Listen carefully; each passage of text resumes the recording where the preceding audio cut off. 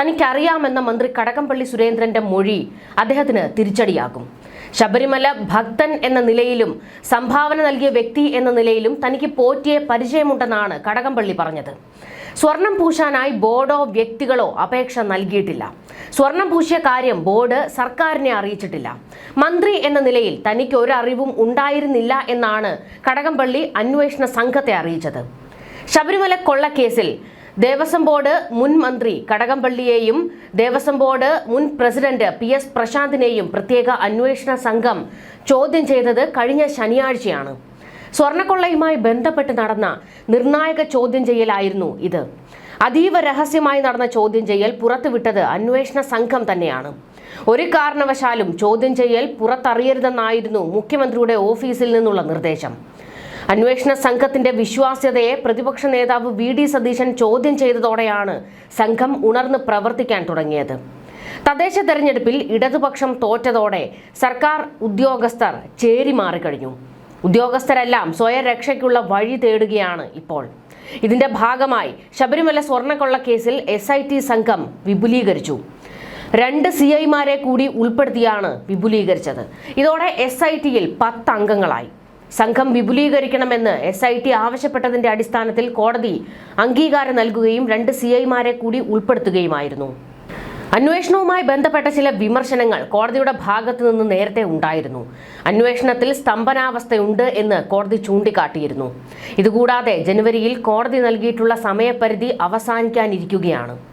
അതേസമയം അന്വേഷണം കൂടുതൽ പേരിലേക്ക് വ്യാപിക്കുകയും ചെയ്യുന്നുണ്ട്. ഇതൊക്കെ കണക്കിലെടുത്താണ് എത്രയും വേഗത്തിൽ അന്വേഷണം പൂർത്തിയാക്കാൻ വേണ്ടി കൂടുതൽ ഉദ്യോഗസ്ഥരെ SITയിൽ ഉൾപ്പെടുത്തിയിരിക്കുന്നത്.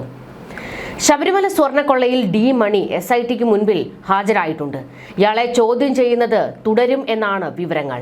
ഈഞ്ചകലിലെ SIT ഓഫീസിലായിരുന്നു മണി അഭിഭാഷകർക്കൊപ്പം എത്തിയത്. ഓഫീസിൽ ആദ്യം എത്തിയത് മണിയുടെ സുഹൃത്ത് ബാലമുരുകനും ഭാര്യയുമായിരുന്നു. പിന്നീടാണ് മണി എത്തിയത്.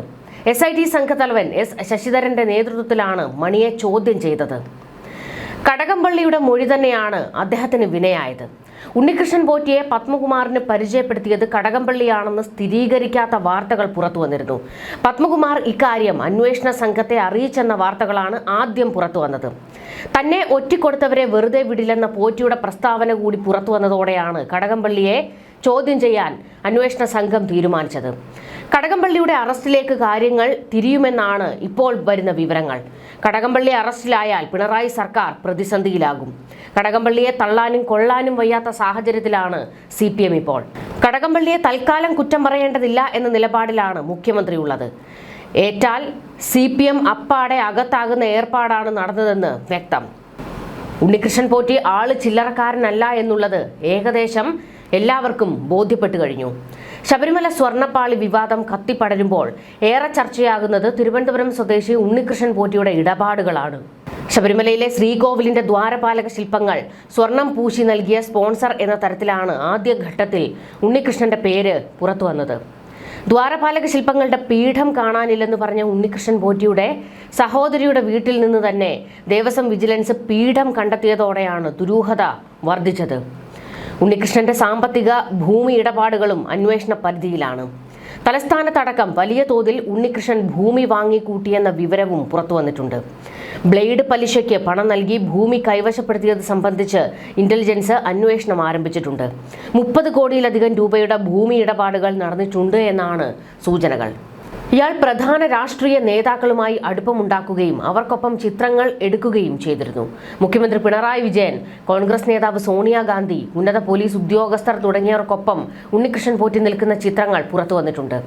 സെക്രട്ടേറിയറ്റ് വളപ്പിൽ നടന്ന ചടങ്ങിൽ മുഖ്യമന്ത്രിക്കൊപ്പവും പോലീസ് ആസ്ഥാനത്ത് ADGPയെ ആദരിക്കുന്ന ചടങ്ങിൽ പോലീസ് ഉന്നതർക്കൊപ്പവും ഉണ്ണികൃഷ്ണൻ പോറ്റി നിൽക്കുന്ന ചിത്രങ്ങളുമുണ്ട്. ഉണ്ണികൃഷ്ണൻ പോറ്റിയുടെ സ്വദേശം കിളിമാനൂരിന് സമീപം പുളിമാത്താണ്. പുളിമാത്ത് ദേവീക്ഷേത്രത്തിലെ പൂജാരിയായിരുന്ന പിതാവിനെ സഹായിച്ചാണ് ഉണ്ണികൃഷ്ണൻ ഈ രംഗത്തേക്ക് വന്നത്. തുടർന്ന് മറ്റ് ക്ഷേത്രങ്ങളിലും കീഴ്ശാന്തിയായി പ്രവർത്തിച്ചു. ഹൈസ്കൂൾ വിദ്യാഭ്യാസത്തിന് ശേഷം ഉണ്ണികൃഷ്ണൻ ബംഗളൂരുവിലേക്ക് പോയി. അവിടെ ശ്രീരാംപുര അയ്യപ്പ ക്ഷേത്രത്തിൽ ഏറെ നാൾ പൂജാരിയായിരുന്നു. ഇതിനുശേഷമാണ് ശബരിമലയിലേക്ക് കീഴ്ശാന്തിയായി എത്തിയത്. ശബരിമലയിലെത്തിയതോടെ ഉണ്ണികൃഷ്ണന് ബംഗളൂരുവിലെ ഭക്തർക്കിടയിൽ വലിയ സ്വാധീനമുണ്ടാക്കാനായി. സമ്പന്നരായ ഭക്തർക്ക് ശബരിമലയിൽ ദർശനത്തിനും മറ്റുമുള്ള സൗകര്യം ചെയ്തു കൊടുത്തതോടെ അവരുടെ വിശ്വസ്തനായി. ക്രമേണ ഇതര സംസ്ഥാനങ്ങളിൽ നിന്നുള്ള പല ഭക്തരുടെയും വഴിപാടുകളും സമർപ്പണങ്ങളും മറ്റും ഉണ്ണികൃഷ്ണൻ വഴിയായി. ഉണ്ണികൃഷ്ണൻ പെട്ടെന്നാണ് സമ്പന്നനായത്. ഇത് നാട്ടുകാരും പറയുന്നുണ്ട്. ആദ്യ ഭാര്യയുടെ മരണത്തെ തുടർന്ന് വീണ്ടും വിവാഹിതനായി. കുടുംബം ബംഗളൂരുവിലാണ്. ഒന്നാം പിണറായി സർക്കാരിന്റെ കാലത്ത് പോറ്റി സെക്രട്ടേറിയറ്റിലെ പ്രധാന വ്യക്തിയായിരുന്നു. മന്ത്രിമന്ദിരങ്ങളിൽ മുൻകൂർ അനുമതിയില്ലാതെ കയറി ചെല്ലാൻ കഴിയുന്ന അപൂർവം പേരിൽ ഒരാൾ.